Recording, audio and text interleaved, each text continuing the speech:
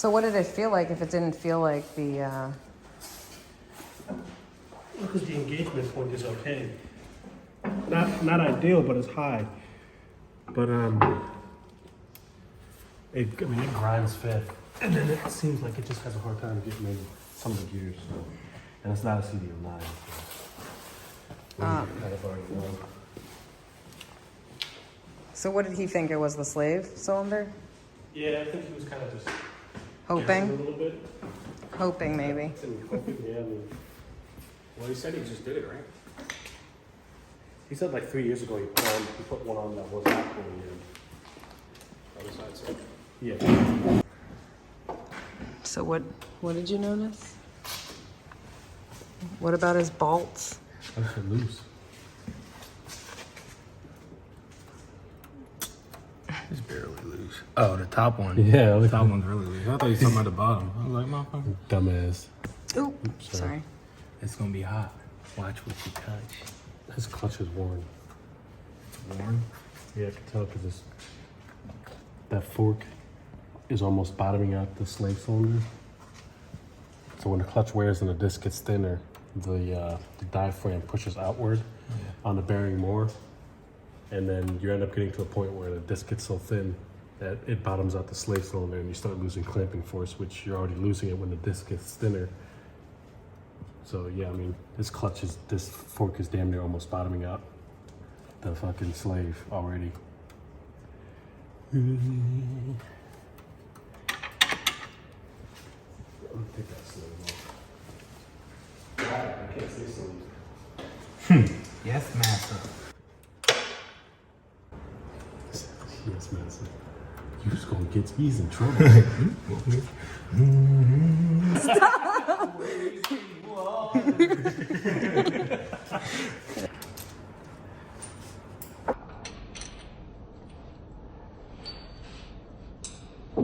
You heard it, right? I heard it clink on the ground. It just looked like a piece. What the fuck? Well, That's why you can't get it in gear. Something was stuck in there. I heard it fall. It bounced over here, it sounded like. Right there. Little newt.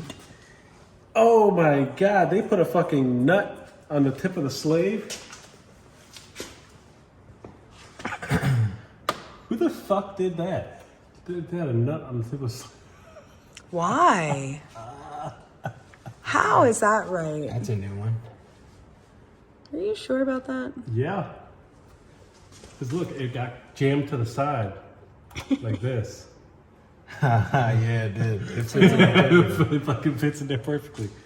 Oh my god. Damn. That's probably why motherfuckers grinded.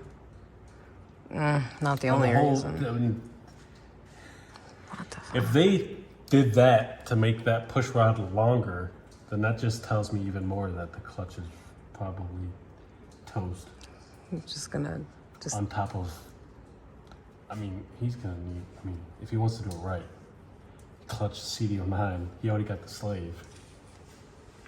But either way, he's looking at some bread. Some bread. So I guess you're gonna what? Just replace the slave for now? I ain't doing nothing for now. It's either all or none.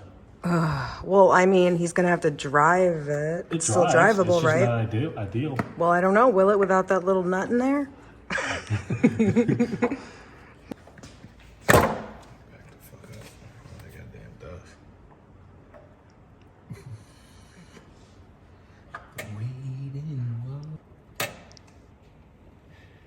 Oh shit. Oh, let's You gonna burn the shit out of you, Joe. burn the shit out of my fucking eyes. Yeah, like you do to me 16 times a fucking. What kind of clutch is that? Stuck. UPT? Oh my god. Why are you obsessed with the right-hand drive CRV? That is my question. I don't even care if it's right-hand drive. That's just plus points, but the shit is fire. You get a picture of it? Yeah. Well, I'm vested now, so. Send me a video of it.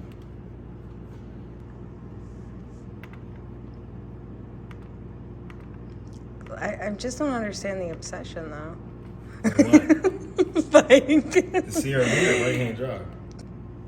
right-hand drive, I understand, but like, They got a little table in the back of them and shit. what do you mean, like like a? a table that you pull out and folds out like that. What year is it? 01. Be riding in style. What? You fold down the front 2 seats flat and the back ones fold flat too. The whole bed. It's like a camping. Damn, man, let me call this guy. It's going all right. This is Ed with Sleep Returning.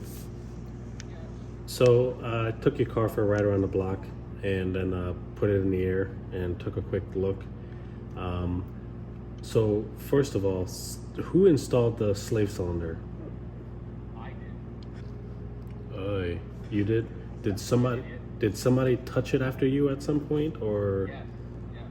Well, somebody put a nut on the tip of the slave cylinder, and a nut was being jammed in between the slave and the clutch fork.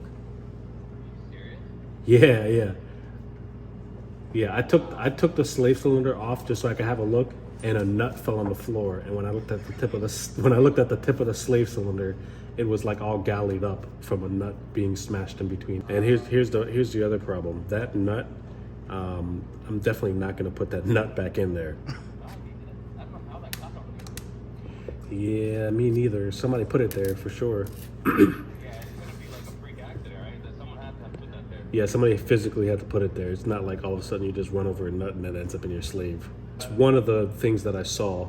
I also have reason to believe that your clutch is heavily worn based on the position of the clutch fork and where the engagement point is.